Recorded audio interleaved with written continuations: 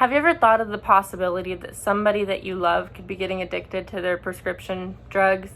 According to the National Institute on Drug Abuse, an estimated 48 million people have used prescription drugs for recreational and non-medical reasons. So how is it that a drug that's meant to help someone has become something that could kill somebody else? Data from 2018 shows that every day approximately 128 people in the United States die after overdosing on opioids. But how did this happen?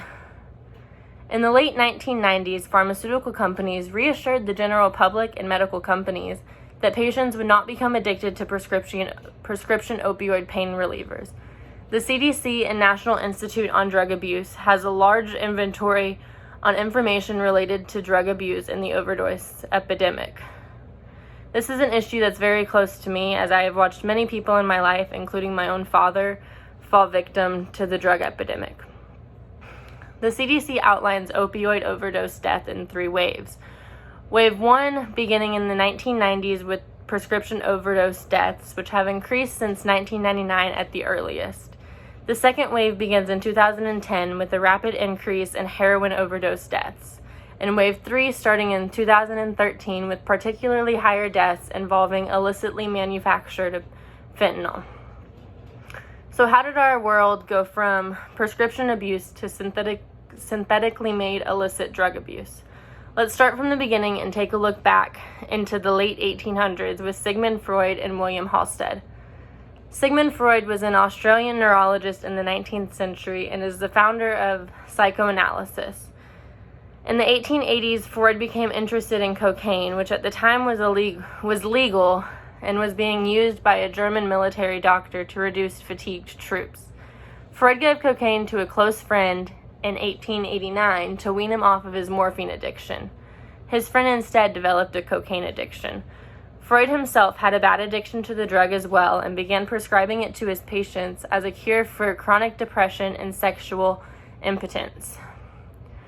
William Halsted was a surgeon at Johns Hopkins University during the late 1800s and early 1900s and made quite the revolution for the surgical industry.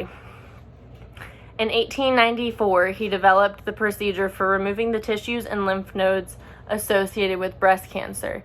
He named this procedure radical mastectomy, and it was the standard for treating breast cancer until 1970. Halsted also began revolutionizing the surgical industry by using cocaine as a numbing agent, starting with topical treatments for minor procedures like stitches and eventually using it for major surgeries. Now let's take a look at what the CDC refers to as the first wave of the drug epidemic. As I stated before, the first wave began in the 1990s with prescription opioids. Did you know that more than 191 million opioid prescriptions were dispensed to American patients in 2017 alone? In the early 90s, physicians were made to believe that long-term opioid therapy for treatment of chronic pain was a safe and effective treatment. As a result of this, prescription opioids became more common in the late 90s. The late 90s brought many opioid-related deaths and addictions that were hard to break. By 1999, 96% of patients using opioids were using them for non-cancer-related pains, and communities where supplies were more readily available had bigger issues with abuse. In the 1990s alone, nearly 200,000 people died from commonly prescribed opioids. The opioid epidemic began in the late 1990s as a prescribed drug crisis. 15 years later, it had morphed into an illegal drug crisis. Heroin deaths began spiking in 2010 nationwide as deaths from prescribed opioids began to level off. Health experts trace the roots of the opioid crisis to the overprescribed opioid pain relievers that began in the late 1970s. The number of opioids prescribed in the United States has decreased each year, but the demand for the opioids remained. In 2010, heroin deaths began spiking. Of the new heroin users, 3 out of 4 had previously abused prescription opioids. Heroin overdose deaths have increased by nearly 5 times since 2010. People often mix heroin with other drugs or alcohol, which increase the risk of a fatal overdose. Heroin can be ingested multiple ways, Most people either smoke or snort it, but it can also be injected, which creates a bigger problem of blood-transmitted disease.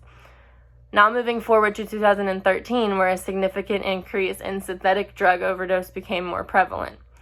In 2013, overdose from the synthetic, illicitly manufactured drug fentanyl was on the rise. Fentanyl was first used in the early 1990s for management of chronic pain.